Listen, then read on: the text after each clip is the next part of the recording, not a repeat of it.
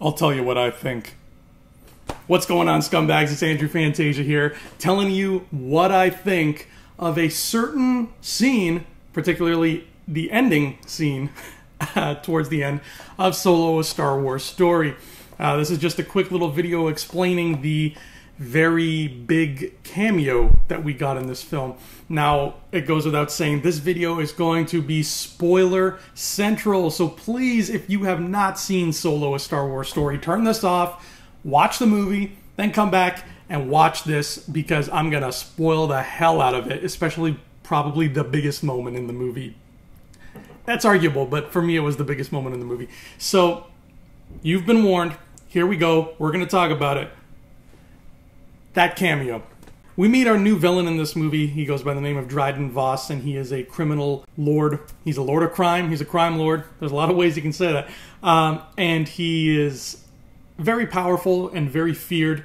However, they make a point of saying very early on in the movie that even he answers to a higher power. And throughout the course of the film, I was very excited because I assumed that this higher power was going to be none other than everybody's favorite Hutt, Jabba the Hutt. But turns out that's not the case. He does not answer to Jabba the Hutt. He answers to somebody else entirely. Towards the end of the movie, you know, in the last 5-8 minutes or so, we see who this person is. First of all, we see it through the eyes of only one character, and that is the character of Kira. Kira has been a lieutenant working for Dryden Voss for quite a while. And at the end of the film, once Voss is kaput, once they take him out, she is now the high-ranking person in charge of his whole organization. And he's got this giant pleasure yacht that's worth probably millions and millions of credits. And she promises Han, hey Han, I'm going to join you. It's going to be great. You and I are going to go on the Falcon, and we're going to smooch a lot, and it's going to be awesome.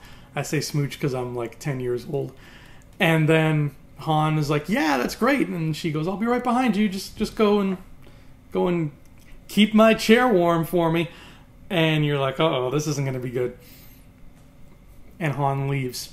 And Kira ends up going to Dryden Voss and taking his ring. And she uses that on his desk to activate this communicator. And when the communicator turns on, a hologram pops up in the middle of the room of a person sitting in a chair with a cloak. And the person's like, hey, what's up? Why'd you call me? And right away we're like, okay, this is the boss. This is Dryden Voss's boss. And the first thing you see, besides the fact that it's a person in a chair with a cloak, is that one of the legs, this person's right leg, is bionic. It's metal. And I'm sitting there and my brain starts racking. I'm like, who the hell is this person? The only person I can think of with a metal leg is Saw Gerrera, but there's no way that's Saw Gerrera. Of course, there was a much more obvious answer that my brain clearly forgot all about. And as Kira continues to talk to this individual, I was like, I can't place it, but that's a familiar voice. And the conversation goes on for a few seconds longer. And then they show this man take off his hood. And we got Mr. Darth Maul himself in Solo: A Star Wars Story. Now, this cameo was probably my favorite part of the movie. I mean, I know it's shallow to say that, to be like, you know, you have this whole movie with all these new characters that you're supposed to come to appreciate and all these new locations and everything, and the one thing that really stands out is the guy from Phantom Menace. It's like, but I don't care. I was really on board with this. And what I love about it is that this is really what we have been wanting to see in the, for lack of a better term, Star Wars cinematic universe. Is somebody in charge on production saying, hey, it's a cinematic universe. What fits in with this time period that we're making? What fits in with this movie? What can we throw in that is part of the already established Star Wars lore? And the more of that you do, the more Star Warsy your movie can be. Obviously, don't go nuts. You know, don't make a whole movie just with like, hey, here's this guy and here's this girl, because then you're just writing fan fiction at that point. But the inclusion of Maul was brilliant. And the reason it was brilliant is he was, at this point in time, a crime lord. That's what he was up to. He was hopping from world to world, building an army and being like, hey, I'm a crime lord now. Do what I say or I will kill you. Don't believe me? I have this lightsaber. It's got 2 blades. A lot of people in 1999 really dug that. Do you want this in your body? No, then do what I say. Now, well, obviously, if you watch Rebel Scum podcast regularly, you probably have seen the Rebels cartoon and the Clone Wars cartoons, so you probably know that Darth Maul has been alive this whole time. Turns out that getting cut in half was just child's play for him.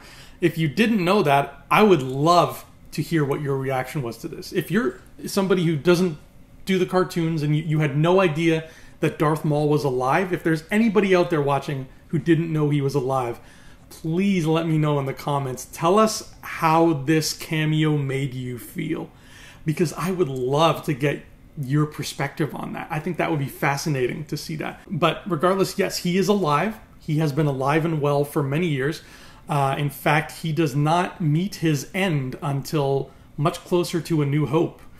So for all the prequel era and all those let's say 18 years in between, 17 years in between, he has been alive and kicking and doing a lot of horrendous things across the galaxy. And one of those horrendous things was taking on the really powerful crime lords like Black Sun and the Pikes, and sort of establishing his own network. And that network is apparently Crimson Dawn, the network that we meet in this movie. Because sure enough, when he's in that hologram talking to Kira and he pulls his hood down, he's her boss. He's the Crimson Dawn, if you will.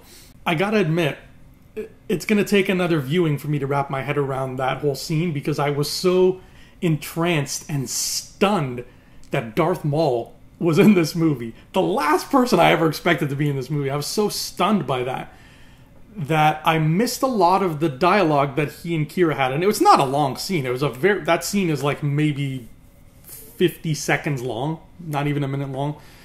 And he says something to her like, bring the ship to me on Dathomir, something along those lines. I need to go back and listen to what he said, but the gist of the conversation was, okay, you're in charge now instead of Dryden Voss, fine, come to me on Dathomir. You and I are going to spend a lot more time together. You're in this with me now. And Kira's on board. She's like, okay, I'm coming to Dathomir. Keep my chair warm for me. And that's the last we see of Maul and Kira in this movie. For a split second, because, you know, I'm so engrossed in having the fun of watching a Star Wars movie that I wasn't aware of time. Like, I wasn't aware that we had reached like the 2-hour, 15-minute mark, and this was now coming up on the end of the movie. So when that happened, and he said, come to Dathomir, it's time, you know, you and I got closer, I was like, oh my god, is the third act of this movie gonna take place on Dathomir, and like Darth Maul's gonna turn out to be the main villain of this movie? Holy shit. But it turns out that was the end of the third act already, and then we just had, you know, a few minutes left before the credits rolled. But I was in this little moment that lasted maybe like half a minute where I was like, oh, they're going to fight Darth Maul. This is insanity. How's this going to work? Han Solo can't fight a guy with a lightsaber. He's that. And I'm glad that wasn't the case, but a little part of me is bummed that wasn't the case. I am very curious now. Very curious to know what Kira goes through, what the rest of Kira's life is like. Darth Maul has about 4 or 5 years left to live, if my timing is correct. He is not long for this world. I wonder, does that mean that she takes over Crimson Dawn? Is this her gang now? Next time we meet Kira, is she the kingpin of Crimson Dawn? That would be amazing. If there's a Solo sequel, I think it would be very interesting if Kira is the primary villain of that sequel. Because Solo had villains, but nobody really made a huge impact villain-wise. And normally Star Wars villains are a big deal. But in Solo, I mean, you had Dryden Voss, and you kind of had Beckett. But there was not really that feeling of, you know, villain oomph that you get with them. Voss, you get it more so, but he's barely in it, and he's dispatched kind of easily. So the whole idea of having a main villain was kind of lost in the shuffle of the story. So to see this crew come back and to see Kira come back as a potential main villain and really break Han's heart on top of what she did at the end of this movie, that to me would be fascinating. Because at the end of the day, Han is hurt by what Kira did by the time the credits roll. But he's not as hurt as I think he should be. He's not as hurt, he's not as jaded or as guarded or as stubborn as the Han we meet in A New Hope. So there's still lots of room to play. That's why I think a sequel would benefit, because it would give Han more time to turn into the Han that we know, because he's still not the Han that we know.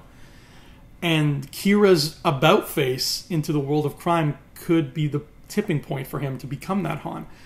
Now, whether or not Darth Maul is involved in that remains to be seen. I walked out of that theater, guys, and I was like, geez, we got a Solo movie that had Darth Maul in it. This is insanity. We are so lucky right now. I can't wait to see this again just for that scene alone.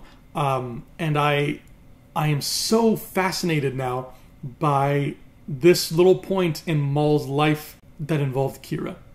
And I can't wait to see the two of them in another scene together, whether that's a book or a comic.